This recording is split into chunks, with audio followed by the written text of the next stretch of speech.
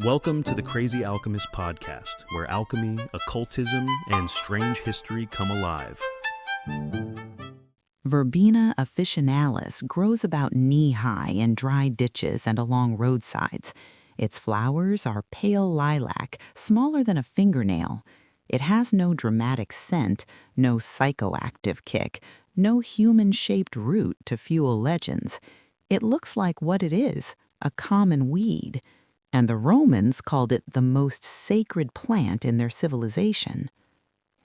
Pliny the Elder, writing around 77 CE, opened his section on Vervain with a line that leaves no room for ambiguity. No plant has more renown among the Romans than hiera botane. That is Book 25, Chapter 59 of his Natural History.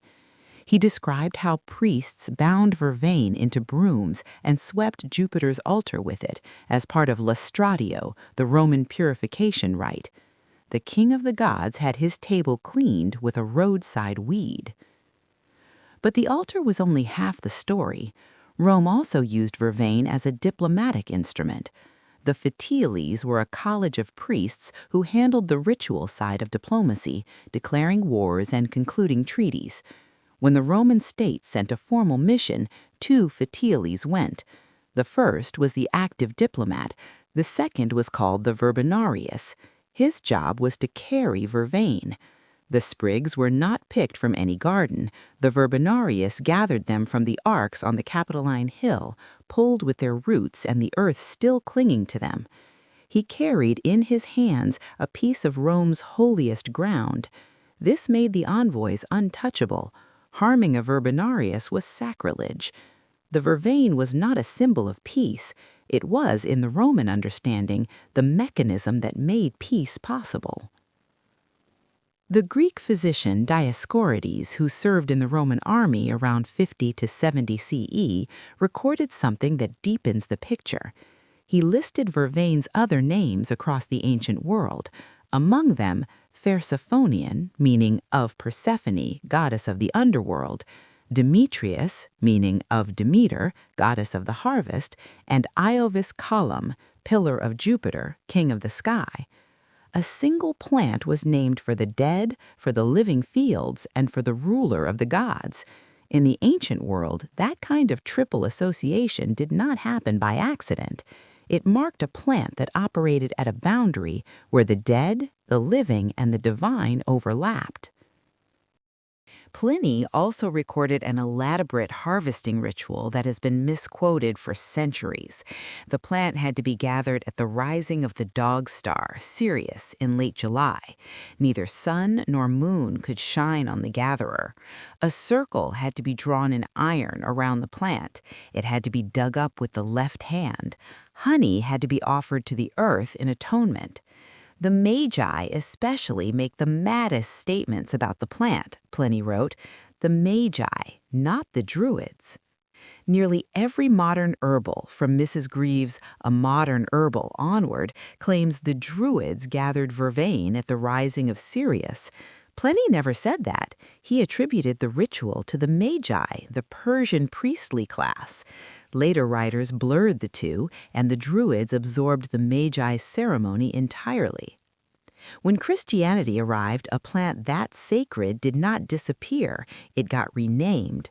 Folk tradition claimed vervain grew on Mount Calvary and was used to stanch Christ's wounds after the crucifixion. New names followed: herb of the cross, holy herb, herb of grace. The Church could not eradicate vervain's use. It was too deeply embedded in European folk practice. So the authorities did what they had done with dozens of other pagan sacred objects. They gave it a Christian origin story. The result was a plant with a split identity. By the medieval period, vervain protected against witchcraft because Christ's association made it hostile to demons. At the same time, it remained an ingredient in love spells, clairvoyance preparations, and folk magic because its pre-Christian associations never fully dissolved. The same herb could ward off a curse and cast one, depending on who held it. Hildegard of Bingen prescribed vervain in the 12th century, calling it Eisenkraut. iron herb in German, a name that loops back to the Magi's iron circle. She classified it as cooling and prescribed it for throat inflammation, jaundice, and infections. 8,000 kilometers east, Chinese practitioners had their own name for the same plant, Ma Bian Cao, the horsewhip herb. They prescribed it for edema, jaundice, and fever. These traditions developed independently.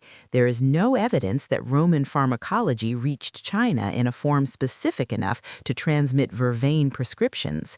Two medical systems, separated by language, geography, and conceptual framework, examined the same plant and reached overlapping conclusions about what it was good for. Then modern science arrived.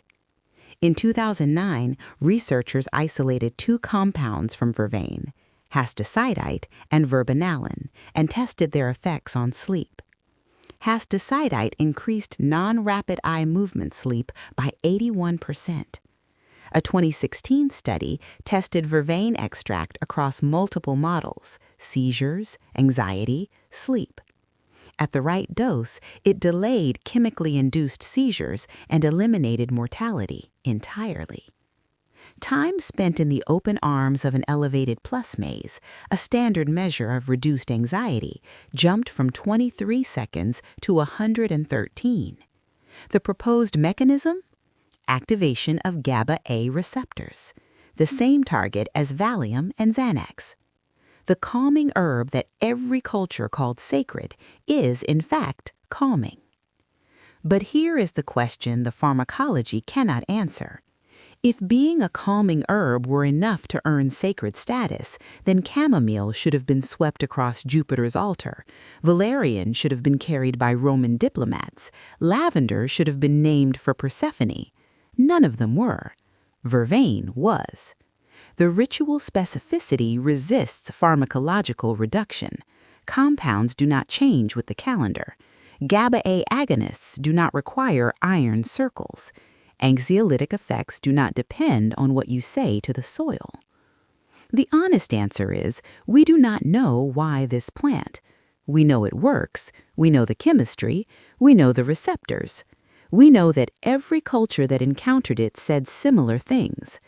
We do not know why it was this particular species of all the calming herbs in the European pharmacopoeia that was chosen for Jupiter's altar, for the diplomat's hand, for the foot of the cross, and for the Magi's starlit gathering. The pattern is real. The explanation is incomplete. The plant sits in a ditch by the road, knee-high, pale-flowered, waiting. If you found this interesting, check the full article on crazyalchemist.com, link in the description. And if you enjoy this kind of deep dive into forgotten history, hit subscribe and ring the bell. More is coming. If you enjoyed today's episode, make sure to visit crazyalchemist.com for more intriguing content and follow Crazy Alchemist on Instagram and Facebook to stay connected.